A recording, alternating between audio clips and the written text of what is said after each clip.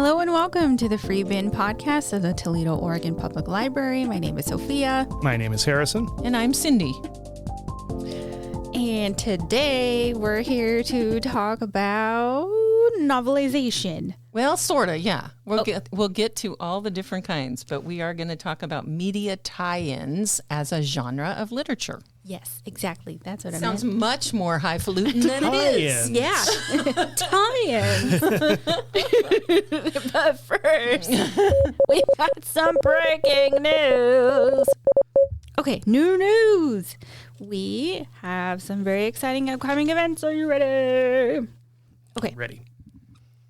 We have Knit and Stitch on January 20th from 12 to 2 p.m. So come hang with us. Bring any craft project. Lego Club is every Wednesday at 3:30 p.m. Come get creative. And then on 24th, we're doing an adult craft. We're making wool felt penguins from 2 p.m. to 3 p.m. I have a wait list, but I'm pretty sure I can accommodate everyone on the wait list. So come get signed up today. And then on the 31st, there are two very exciting events. There is Paint and Sip from 3 p.m. to 4 p.m. I also have a wait list. Please sign up. I'm pretty sure I can accommodate everybody, but you can't come if you don't sign up. And then from 1 to 2 p.m. on the same day, 31st, we have Steam Saturday. We are making self-watering terrariums. There's also a sign up for that just so I make sure I have enough supplies for everybody to make their own self-watering terrariums. All And right. that's what I got. All right. I just want to do a quick shout out to, if you are interested in a starting off your new year in a Dungeons and Dragons group, please let us know. Come on by and let us know you're interested, and we'll put you in touch with our DM. Yes. Okay? All right. Woohoo! That sounds like fun. There's a Yeah. lot going on. Yeah. We are starting out the new year strong. We are. We are. And if we have anybody from Eddyville who listens to our podcast, please remember we're out there on the first and the third Thursday mornings of the month. And we are bringing books to Eddyville on our mobile bookmobile / tent. And we're there unless it is absolutely raining, pouring down rain, because, It's not good for the books. it's not good for the books or the librarians. Right. So we do have a beverage, though. We do Let's have do the beverage before we dive first. into this rabbit hole I went down. The cream of the crop! What do you got for us, Sophia? I got Olipop Classic Grape. I'm a little nervous. I hope it tastes okay. Okay. All right. Olipop. I've had one Olipop before. I don't think I've ever had an Olipop. It wasn't a like a regular flavor, though. It was a weird limited time flavor. So this is probably my first straightforward. I do like grape soda, though. I like grape soda, too, and I hate artificial grape flavor. But grape soda specifically, Okay, go you know for what this one. smells like? What? Communion juice. okay. For those of you who go to church, you will recognize the smell. All right, let's see. Whoo, yeah, that's... Smells like Robitussin. No, it doesn't have that alcohol smell. No, it smells like Robitussin, like when you're a child and you're coughing and your mom gives you Robitussin. That's what it smells like to me. Okay, I hope it doesn't taste like Robitussin.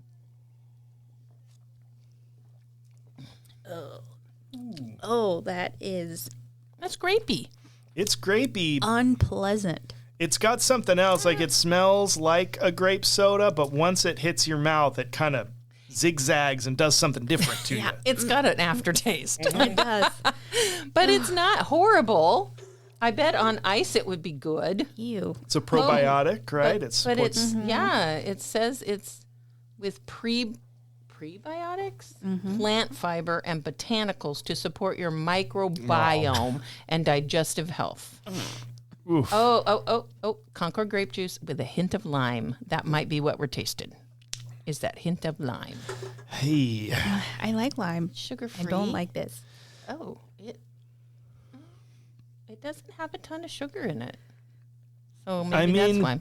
With the prebiotic, probiotic stuff, maybe if there were, I needed to rebuild some gut flora, this might not be the worst way to do it. I don't know if I would take it as a recreational beverage, just as a soda.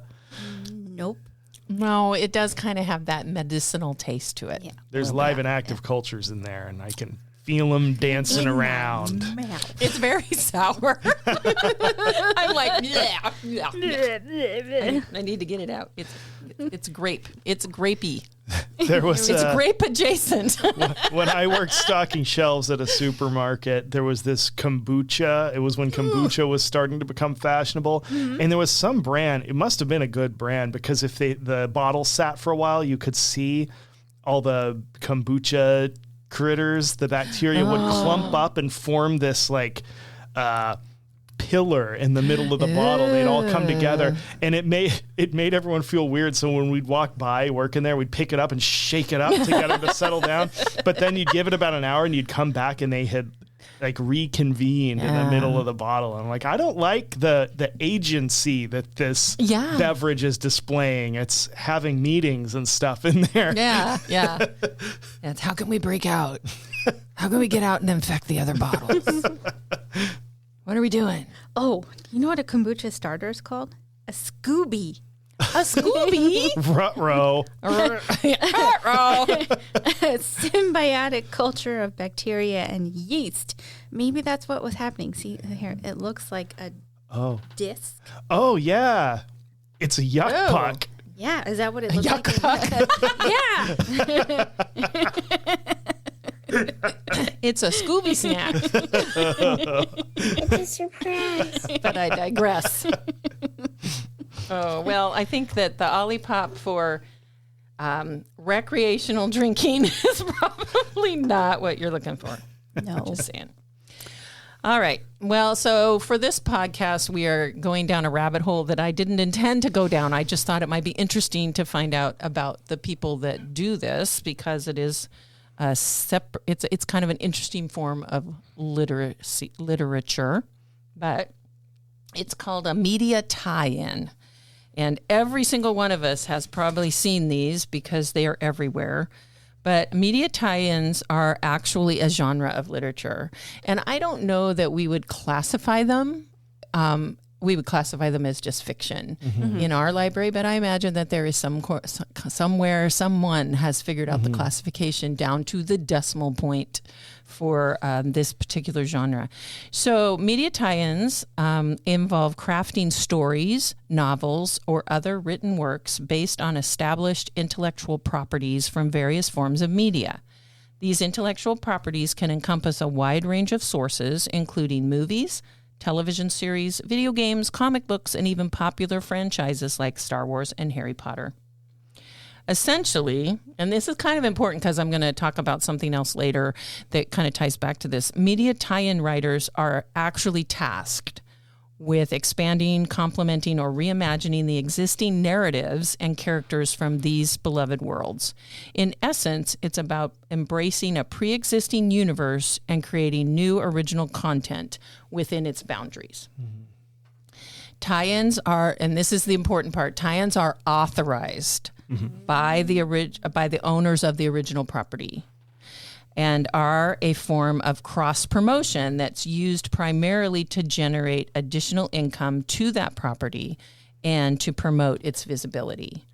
So I always thought, well, the movie came out and then somebody wrote the book, or they, but I didn't realize I'm going to talk a little bit about how that happens, because it's not what you think in terms of timeline, which I thought was kind of interesting. But first, quiz time. Okay. I'm ready. So which came first, the book or the movie? Jumanji.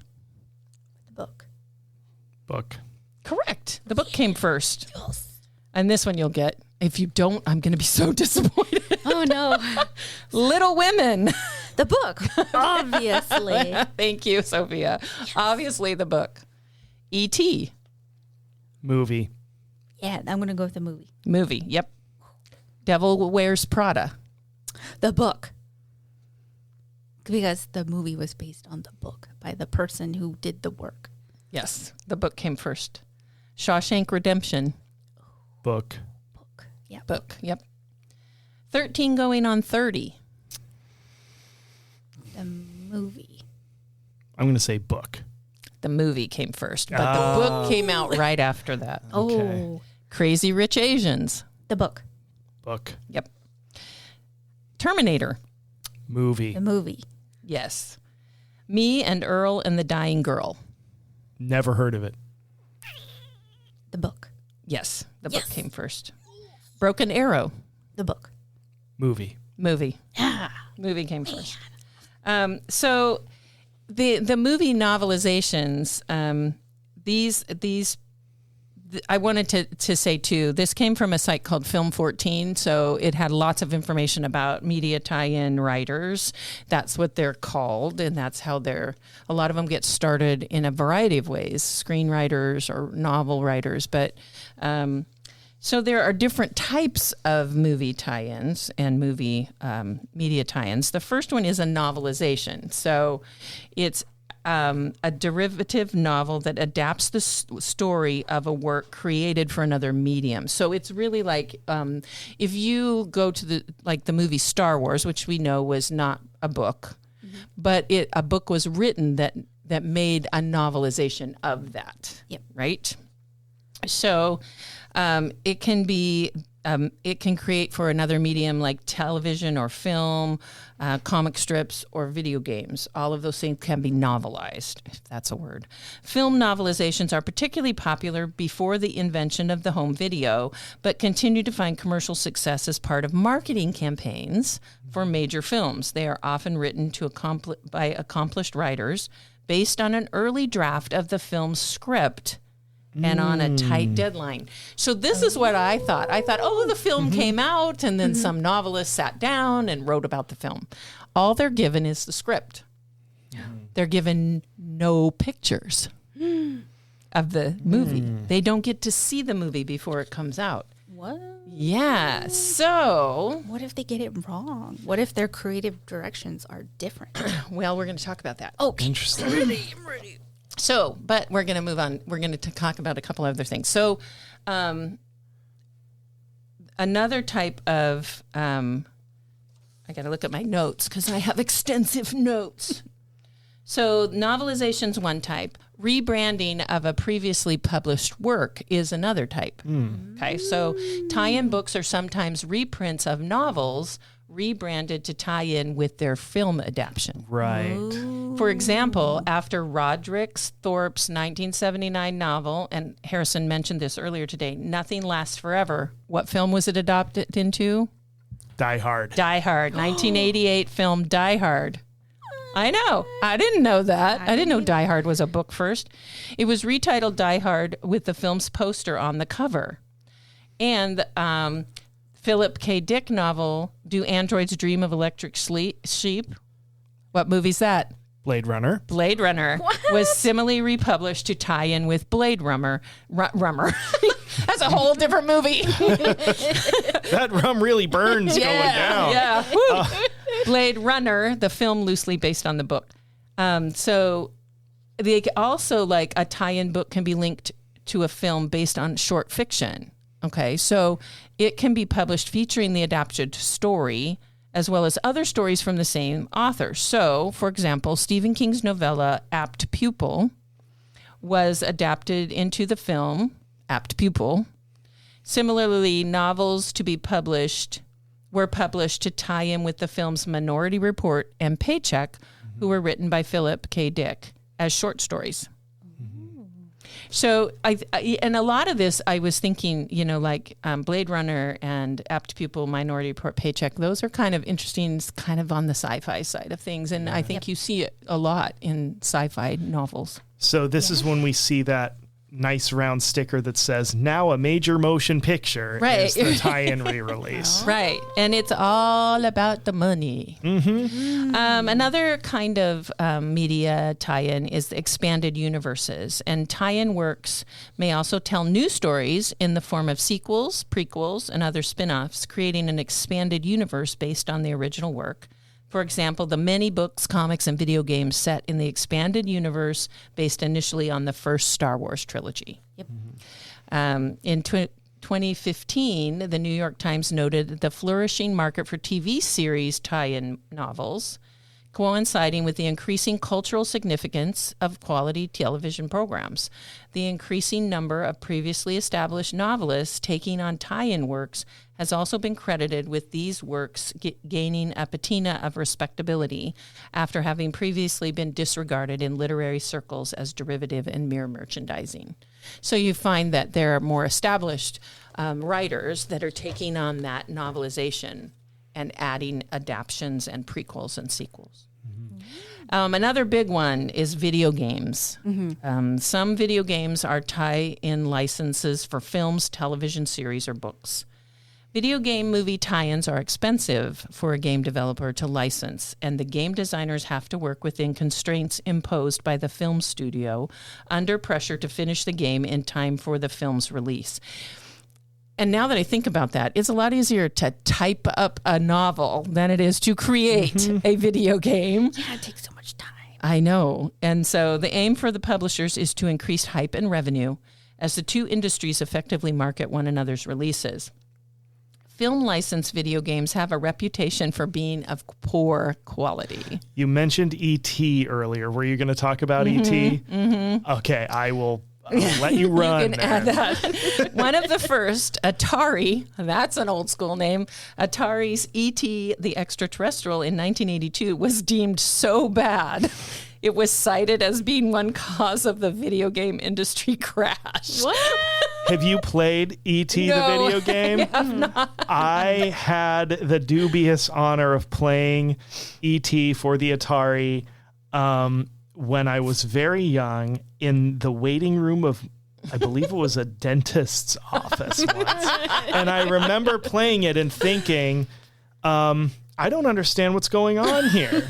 And then it wasn't until I was an adult that I learned, nobody knew what was going on in that game. It was completely baffling. But yeah, the story is way more interesting than that too, because like you said, the developer was put, and it was basically one guy under a huge amount of pressure. And it's kind of amazing he created what he did. Right. As much of a disaster as it was. Yeah. And that's because they have to rush the product in order to meet the film's release date. So they're, or due to issues with adapting the original work's plot into an interactive form. And they mentioned a couple of them, the interactive forms of those big plot movies like Harry Potter. Or there were some other that they mentioned, but trying to take that plot, which is so complex, and create it into an interactive kind of thing. And one of the complaints about it was The Hobbit and Harry Potter was that the side games and the side things had no relation to what was going on. And that was their attempt to make it interactive instead of just playing, through the game. Some early examples of tie-in books from TV are Leave It to Beaver in 1960, Here's Beaver 1961, and Beaver and Wally 1961 by a very beloved author, Beverly Cleary. So it's an interesting thing that there's so many ways to do it, and they do actually have an organization. It's the International Association of Media Tie-In Writers, and they give the Scribe Awards. So this is like it's like the Oscars or the Emmys. It's the Scribe Awards for media writers. So I wanted to just read a couple of them because you will recognize maybe some of the TV or movie that they came up with. So they have a bunch of different categories. I'm just doing 3. And I'll just tell you the winners. But there's one that's kind of interesting because we actually have it in our library. And I purchased the book not knowing it was media tie-in. I thought it was a novelization. I thought it was just a novel written about a character, and I didn't connect the dots because. Okay, so the original novel, the winner was Star Trek: Strange New Worlds: Asylum. If you don't watch Star Trek: Strange New Worlds, it's so good. It's so good. Watch it. It's on Paramount. But the book that we have here was nominated, and it's Batman Resurrection, which is on our new science fiction shelf by John Jackson Miller. So, and I know people who have read it who say it's pretty good. Pretty good. Original novel The winner was A Bitter Taste, which is a Daidoji Shin mystery. So I'm assuming that that's written off of some kind of Daidoji Shin. I don't know, a detective. But Murder, She Wrote is one of them, Murder Backstage. And the writers were Jessica Fletcher. We need to talk about that sometime. Yeah. And Terry Farley Morin. And then the adapted novel, the winner was Terrifier 2. Is that a movie? Yeah, they adapted Terrifier 2 into a novel, yes. Yeah. Terrifier 2 is weirdly long for a slasher movie. It's like 2.5 hours long. Ooh. It's, I think, the best movie of the 3 Terrifier films that have come out, but it is what it is. Mm-hmm. Well, the splatter effects are great if you like practical blood and whatever. I mean, that's kind of what it's all about. But yeah, I didn't know there was I didn't know there was any sort of tie-in for that other than like figurines or something. Yeah. I noticed in the lists of a lot of these nominees, it was the television show Doctor Who, which has been on for eons in several different kind of. I mean, when your main character can regenerate into a new person, heck, you can put whatever you want on there. And so there were a lot of those. They also, like Doctor Strange is a Marvel character. He was nominated. There was a book nominated for that. So yeah, there's a whole lot of. It's really interesting to look at it because I don't think we think in terms of this is a whole nother genre of literature. You know, that these are created from somebody's intellectual property and then allowed a novelist is allowed to just run with that. Yeah. But so I found on the I think it was that page I mentioned before, Film 14, they had an interview with several media tie-in authors, and one of them is a best-selling author named Stacia Deutsch. I think that's how you say her name. She's written over 300 books. She's written junior movie tie-in novels, which is a whole nother genre. Yeah. From Ghostbusters, Cloudy with a Chance of Meatballs, the Smurf movie novelization, Baby Boss, Family Business. And she's a prolific writer, and she writes also standalone novels. But anyway, they asked her about how she felt, what she thought about movie novelizations. And this is where it gets really interesting because remember we talked about just a few minutes ago, they don't get to see the movie. So they write from the script, which sounds terrifically hard. So she's talking about that. She says, I love writing movie novelizations. I like to pretend I am part of the creative team behind the film when actually most of what I'm doing is translating the script format into prose for the publishing houses. I rarely have any contact with the movie makers. This gives me just a little room for my own creative interpretation, where mainly I'm trying to capture what I think the film will look or feel like later. I'm usually given a script, but rarely anything more. The script draft comes about a year out from the film, so often they are handing me revision pages as I go along, and there are rarely stills or images from the movie. When I was working on Batman: The Dark Knight, someone had snuck a camera on set, and there were a few photos online that I could use to ramp up my descriptions.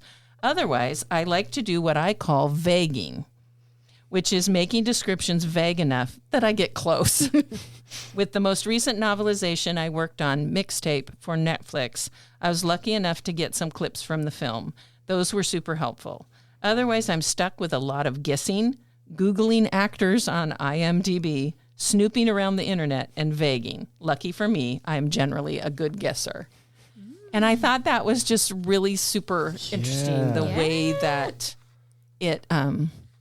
it's just so, I can't imagine if you're supposed to write a book about a film that no one's seen, including yourself. Yeah. So how do you describe the streets of Gotham? How do you describe Hogwarts Castle? I mean, you know. Yeah, because you've got the established cultural image of those things, but what if the thing, like especially with Batman, right, that every every iteration they're reinventing stuff. And so Yeah. if you're using what you know, you don't necessarily know what the director, the design team is doing to reinvent it. And maybe you're describing Keaton, like the Michael Keaton Batman, like 1930s Art Deco thing that looks like here. Right. It looks like the bridge in Newport. Everything looks, but Right. then they're like, maybe we want this to be a futuristic one. And then, yeah, that's a lot of pressure. That's almost like writing accurate historical fiction levels of, Right. like, you're going to get buried if you mess it up too bad. Well, and like she worked on the novelization of Batman: The Dark Knight, which was the first movie with Christian Bale. Oh, and so, good for you. and so, he a totally different actor rebooting a totally different franchise. So she couldn't go by the Michael Keaton. She couldn't go by the other Batmans. Whole different thing. Went from Batman to Batman. Right. No George Clooney. Me want cookie. So this led me to think about, and we've talked about this before on the podcast about fan fiction. And so there was an article, I'm going to have to look it up because I don't remember where I found it, but a guy was writing a blog post about fan fiction and media tie-in. What's the difference? How do we tell? And at what point does it become copyright issues? So he gave this cool, I wish I could show everybody, but I'm going to tell you what it is. Fan fiction, first of all, to define it, are stories involving popular fiction characters that are written by fans and posted on the internet. That's generally how it gets out there. There are lots and lots of fan sites. I have read fan fiction. I've never written any. It can get pretty wild, and it can be pretty weird. But, it's somebody's creative endeavor to put out there and get critiqued or get praise or whatever the reason they're writing. So he said, think of it in terms of like a plus sign. So on the one hand, there is approved fan fiction, which is done for nonprofit. So they're not making money by selling it at a large, like a publishing book.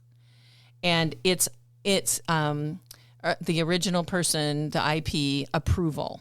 So there's approval for that fan fiction, but they're not making a profit. So this is new to me. I didn't know. So there are folks who maintain the canon of the intellectual property who will take somebody's story they wrote and post it for themselves and give it a little boop, give it a little okay, or do they pull them in? Like, because in my head, I'm always thinking like fan fiction is yelling Kobe when you throw a basketball, and like tie-in working in it is when you actually get signed by the NBA. Right. I didn't realize there was like a gray area in between where like somebody's personal fan fiction could get a nod. I think that it's the kind that's not pursued.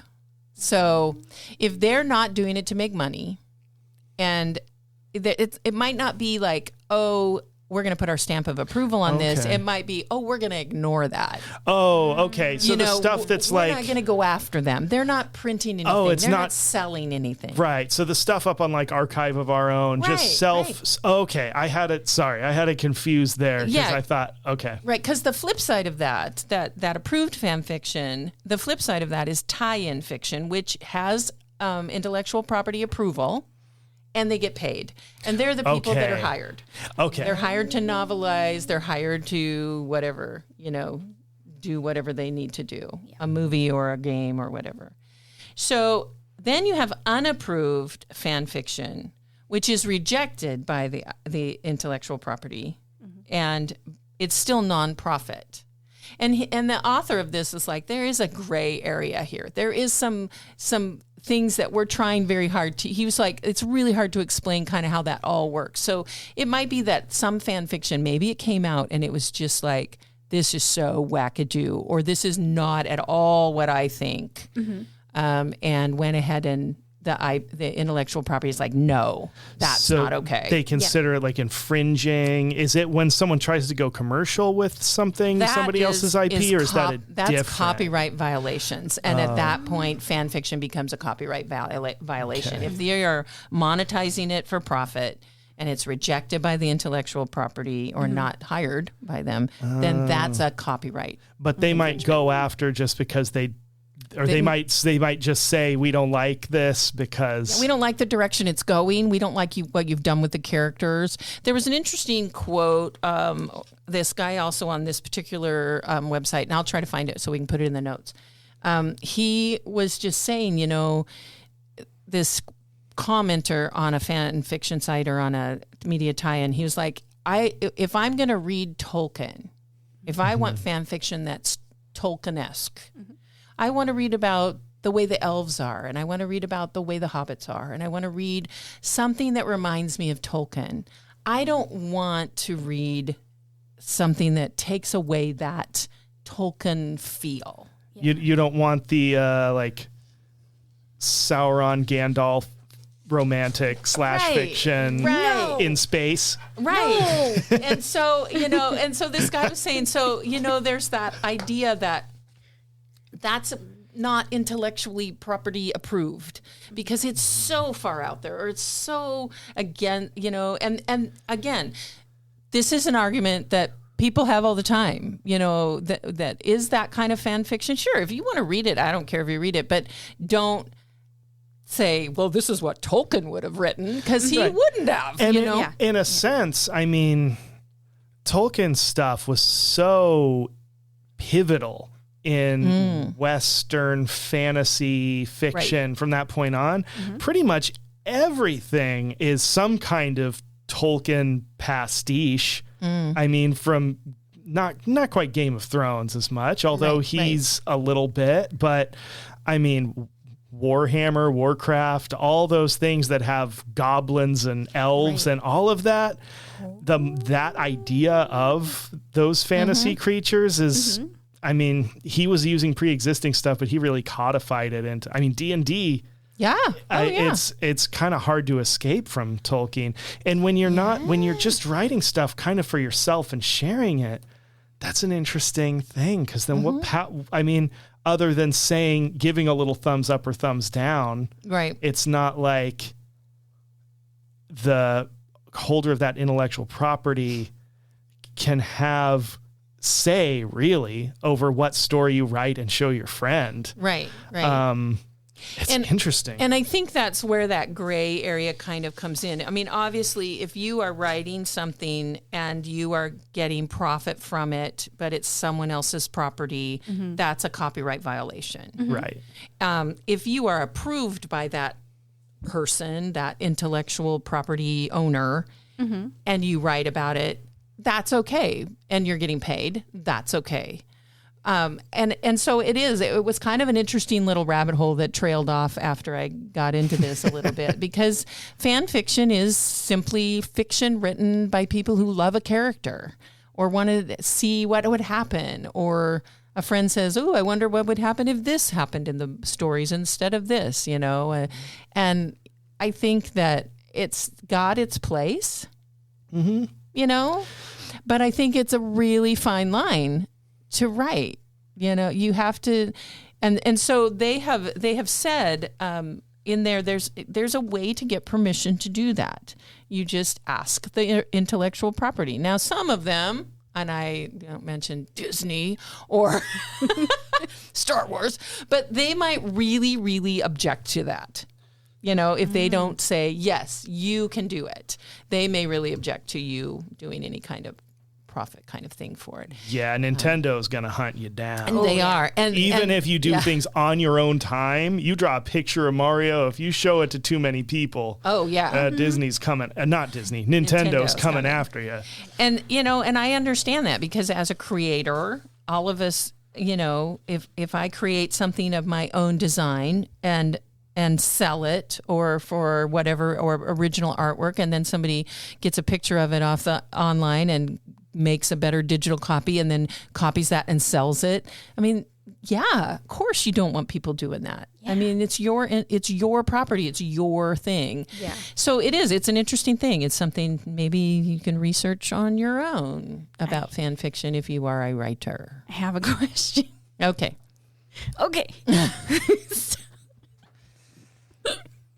If she can stop laughing, Sophia has a question. I do. Okay, so 50 Shades of Grey. This reminded me. 50 Shades of Grey started as fan fiction of Twilight. Where does it fall on the graph of all the, Who are the characters that came out of Twilight that are in 50 Shades of Grey? I've never read either book series, just FYI. It started as Twilight fan fiction and then built from there. Okay. So where does that fall? Well, apparently, I mean, at some point, the person who wrote 50 Shades of Grey had to get permission if the characters were close enough to be copyright. So I don't know. Right? My understanding was, and you've got more research on this, that it was like originally written as Twilight fan fiction about Edward and Bella in like a problematic kind of BDSM relationship without the boundaries that normally people would want there. Anyway, but that they Thank you for that. that Very they nice. When it just got rewritten with the names changed so that the characters were stripped away to be published as its own thing. Oh, okay. So it was I don't know if it was self-published or was planned to be self-published, just like on Archive of Our Own or some fan fiction site, not for any commercial thing, just as Twilight fan fiction. But then the Twilight stuff got stripped away and she just published it as a separate story. Probably the I'll just stop talking about. Yeah. Keep it. So probably, I mean, I'll say the narrative force was left intact, I imagine. Okay. And then so I would assume then it would fall under something that was totally different from, even those, if the characters, if you read, okay, so if I or a person read 50 Shades of Grey, would you connect it with Twilight? I don't know. I mean, would you go, oh, this is Twilight? And so, see, that's where I think if it's enough different, it just started with that. She started writing it with that initial idea and then went, oh, wait, this might make a different book if I use different characters. Yeah. And then she published it. Because then she could publish it. Because Stephanie Meyer, I don't think, would sign off on publishing 50 Shades of Grey and deciding it was about Edward and Bella. But I guess there's parallels, but it's maybe different enough that people wouldn't recognize it, Yeah.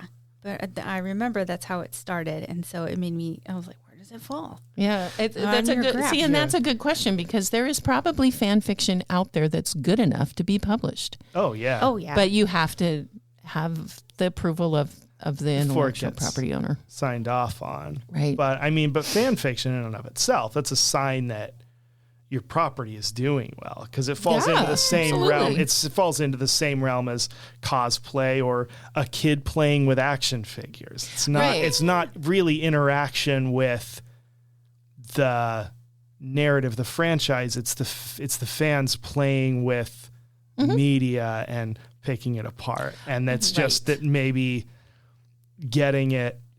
It's an interesting hump to get over to go from being a fan to getting part of it as what's a great example of that? Doctor Who why is his name falling out of Doctor Who actor? David Tennant. Okay. I was like, you got to give me more. David Tennant, who's been obsessed with Doctor Who since he was a very small child, to the extent that his teachers were pushing him to write plays about something other than Doctor Who. Right. And then he became my favorite doctor. Yeah, absolutely. And his wife is a daughter of the daughter doctor. of another actor who played the doctor, which I think are probably not really connected, except that they met through work, I'm sure. Because They were did. in, Actually, she was in an episode yeah. where she played his daughter, the doctor's daughter. Dr. David Tennant as the doctor's daughter. So And the name of the episode is The Doctor's Daughter. and then Romance. yeah, so people can get over that hump, and with music too, like when Journey was looking to replace their singer years ago, and the guy they found was a huge fan who had a bunch of videos on the internet of himself singing just like Steve Perry, and he got brought on to be part of Journey. Right. I mean, it's an interesting thing, and that might be something to talk about at some point about fans and about how that culture, that fan culture, builds huge franchises and where cosplay started, and you know, I mean, there's a lot to delve into there, and we're all fans of something, you know, we all are, and as a reader, you know, maybe you only read nonfiction. And that's fine, because we should read to learn. But maybe you read fiction so you can disappear a little bit into a story. And you become to, you know, I'm reading a couple series that I really care about those characters and I want to know what happens next. And I'm almost to the end of the series and they're still writing them. Thank goodness they're still writing more books. But, you know, that idea that we all are fans of some kind. Would I sit down and write fan fiction? No, because I am not a writer particularly, or do I have time? But I think about things in my head. Oh, wouldn't it be cool if that happened? Or wouldn't that be cool? And I just don't have the discipline to sit down and do it. So I think it has its place, and certainly there's room for everyone to be creative, but do it legally. We at the library take that seriously. Copyright is a big deal. Don't try to market your fan fiction as an official novel. That's when you get into trouble. But post it in the forums. Get it up there. And let people take a look, because, you know, some of the best storylines, I wouldn't be surprised if some of those writers that are actually writing new scripts for TV shows might not read a little fan fiction. And write it. I mean, everybody who, I'm sure that most people who create this stuff, who are responsible for the IPs, you're a fan of that stuff, which is why you write it. Yeah. I mean. And it's interesting, too, because I know that they're always looking for, well, I don't know if they always are, but for like long-running shows, you can send in an idea and say, hey, wouldn't this be cool? And so I know that sometimes those ideas get picked up and you get paid for that. Change the cock-a-doodle ending. I'm sure on some of the long-running TV shows, like Grey's Anatomy. They're desperate for plot changes. Law and Order SVU. Right. Oh my gosh, they'll always have fodder for that. They just have to read the newspaper. Man, I started getting ripped from the headlines, and I was like, Yeah. I'm done here. Yeah. But I still love it. Have you seen the social media bot that posts Ice-T's character delivering revelations, but it's all just weird gibberish about drugs and stuff that don't exist? I love that. No, I haven't, but I'll look at it. Anyway, so that's the rabbit hole that we went down this week, is all about media tie-ins. And I learned a few things, that it's a genre of literature, which is interesting to me, and because it's kind of like group write, you know, let's all write this. Yeah. And then that the way they do it, I think, is, I wouldn't want it as a writer. That's an incredible amount of pressure. You have to get this done before we release the movie. Yeah. And here you get the words on a page and nothing else. Go ahead, describe. Man. Describe E.T. Describe Batman. Oh, man. Go ahead. Make a novelization of E.T. the video game. Might not sell. The James Bond one was pretty good. The James Bond game that came out, Double Eagle Eye. GoldenEye. GoldenEye. I loved GoldenEye. I did actually play so GoldenEye. good. Such Back in the day. Yeah. Right? Sometimes it works out. Yeah. I really like the Super Nintendo Jurassic Park game. That one's really good. My wife has almost beaten it innumerable times. They're like different victory conditions, and one of them is you find all the hidden eggs. And I think that over the last, however long it's been since it came out, I think that she has come within one egg of beating the game numerous times, but there's no save function. You have to do it in one sitting. No. So, it's hard to get now because our Super Nintendo finally died years ago. And so being able to play it again is So hard. I have a question. Yeah. You've played the Jurassic Park Super Nintendo game that was based on the movie? It was based on the movie. Yeah, well, it had some, basically based on. So based on the movie, but the person who invented that game, did they read the book? I think So would they have been able to build the world? I think they the probably book? did, because there's a lot of stuff in the game that's not in the movie. See, and with that, they had the opportunity to go, Yeah. I'm going to go read Jurassic Park and read the book and know what it looks like. Yeah, it was like a top-down exploring game, kind of, Legend of Zelda-esque.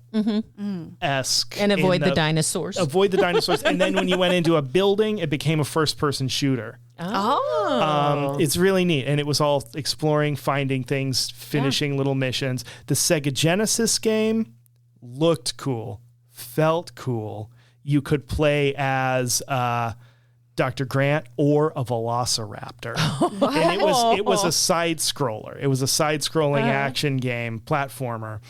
But it was frustrating and boring. Like, it was cool that you were like, oh, I'm a velociraptor. I can jump and I can claw dudes, but then you just died and it was less fun ultimately. It's interesting. I wonder if the quality, and this is just a question to kind of wrap things up here, I wonder if the quality of a game that's built from a movie that was a book first, like for a significant amount of time, the book was out before the movie came, if that's a better quality, or as opposed to E.T., who they had to like pull out of thin air.